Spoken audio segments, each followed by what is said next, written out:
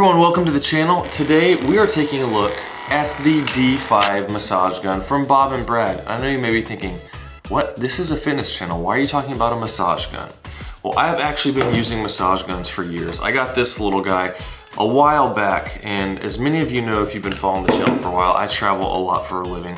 And between sitting on planes for over 15 hours at a time sometimes, to doing things like squats, stiff-legged deadlifts, hamstring curls, doing my sumo deadlifts, that uses your hamstrings a lot. And my hamstrings and my glutes tend to be the muscles that get the tightest on my body. And you know I have a bad back, I've talked about that a lot. And those muscles pulling on my hips, different amounts, being sore, my back gets thrown out because of that. And what I've found is that when I consistently use a massage gun, along with stretching, it really helps with my stretching, then it helps a lot with my muscles staying loose and having fewer back problems.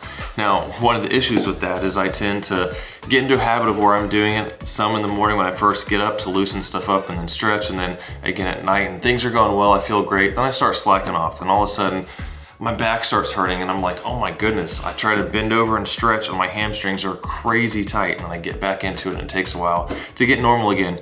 One of the problems with this little guy that this thing fixes, and that's the problem with me, I tend to make do with things because I don't want to get something else. But after using this, what I really like is this massive handle.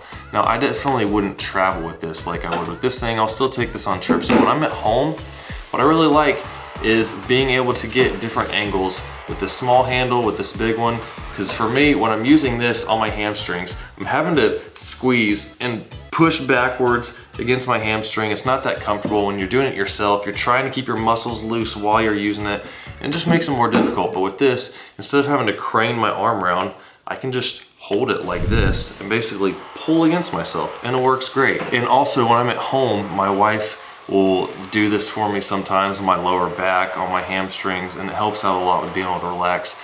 And then being able to stretch. And when she's holding it, the same thing. Having this handle is a lot nicer whether you're holding here or here versus holding something like this wedge shape where you're having to squeeze and push down, or trying to go like this with your hand so it's more comfortable. It's good for the size and travel, but this thing for at home definitely makes a big difference. And I'll use this thing before I start working out. You know, I'm going to do squats or something, I want to stretch, kind of warm up some, aside from doing some walking or ellipticals or whatever, just to warm up your body.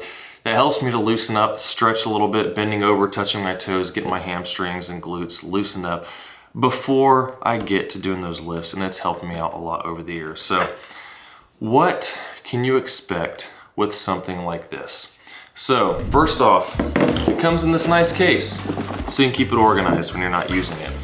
One thing I really like, it's USB-C powered, so just about everything, you know, computers, phones, almost everything's USB-C chargeable now. So you just plug that thing in, it'll show you up here on the little LED, the charging level, and you're good to go. And you also get this little bag that comes with it with multiple types of massager heads. So this is a typical one that you see on a lot of stuff. There's a list in the book that shows you all the different heads and what they do. Like, this is the standard ball, and it's just kind of good for all around. Getting a good massaging for that. Now, one thing I have noticed when using one like, when using one like this, is that if you kind of go hit a bone or something, like if my wife's getting my lower back and it kind of hits my hip bone, it's like, and it's kind of jarring. Whereas this thing, as you can see, it has kind of a little give in there, kind of cushion. It's called the air cushion, and it's a little bit softer. You still get a good massage in those areas, but if you kind of go over a bone, or if you're going along the edge of your spine, which I like to get, especially on my lower back, to help loosen up for after doing deadlifts and stuff like that. If it kind of hits your spine, it's not going to be jarring and hurt. This thing has a little bit of give, so you're still working the muscles good, but it's not really hurting. We've got this large ball, and it says this is good for quads, glutes, you know, large muscles like that, but I actually prefer using this spade. It kind of digs in a little more, especially once your legs get pretty big. Like, I mean, not to brag or anything, but my legs have grown a lot over the last few years. And this thing really digs in well, especially for me, my adductors. Which one? Okay, so like the inside of my thigh. I always forget which is which. Adduction, abduction. Let me know in the comments, is it adductors? I think it is. I think abduction is the outside, but This thing, I can run it up, like say this is my inside of my thigh, I can rub this along it and it really digs in and loosens that up, because that's one of the tightest parts I get on me aside from my hamstrings. And it is painful at first, but this thing has been my favorite one so far, this wedge. Probably the wedge and then just the standard ball after that are the two I use the most. But you also have the bullet. Now this thing could be very useful if you're someone who gets knots. Like I've had before where when I didn't stretch as much in the past, I might take my shirt off or something. I usually don't take my shirt off like this, but I did, and as I got here, I just got a knot right in my middle back to the right of my spine, and it hurt to breathe because it was so bad. And if you kind of worked your thumb in there, you could feel where there's a knot, and something like this would really help to pinpoint in something like that, as opposed to trying to get someone to massage it out. You get this on there, it's probably gonna hurt, but it's gonna jab it real good and help out. And that's what it says. This is for pinpoints, trigger points, small muscle areas, stuff like that. And there's a whole diagram in the book that shows diagrams of how to use a massager on your chest, abs, shoulders, hands, biceps, triceps, feet, hip flexors, forearms, pretty much every part of your body, how to ideally go through it and which attachments to use to hit those areas well. It's pretty easy for these attachments. You just stick them in there, push them, and you're good to go. I interrupt your regularly scheduled programming to bring you some bad news. My favorite attachment head broke.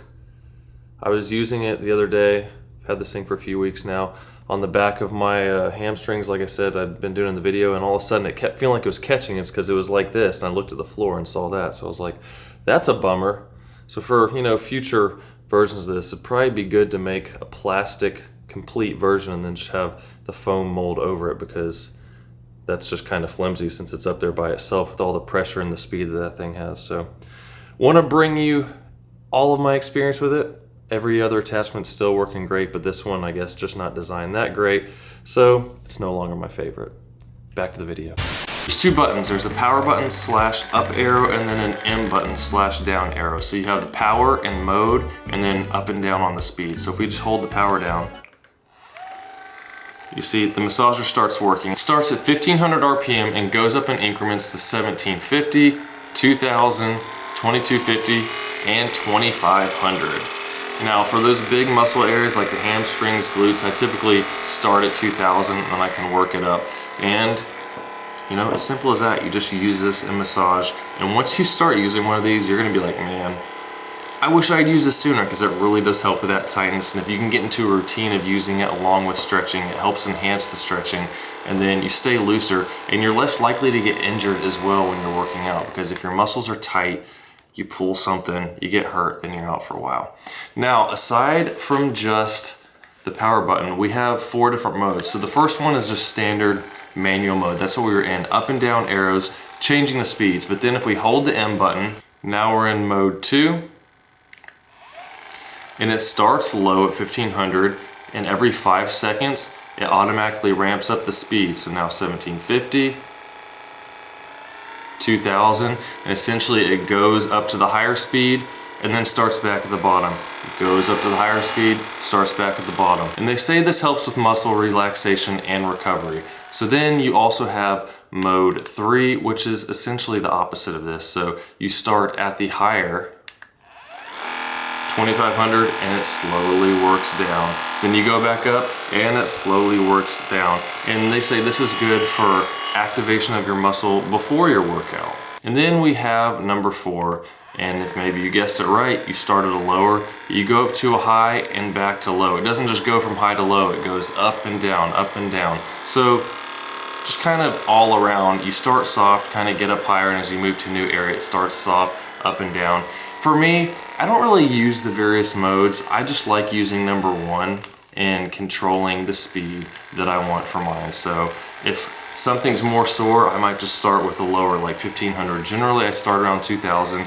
If I need to get up higher, if something's tight after I've been doing it a while, I'll bump it up to the higher, close to 2500.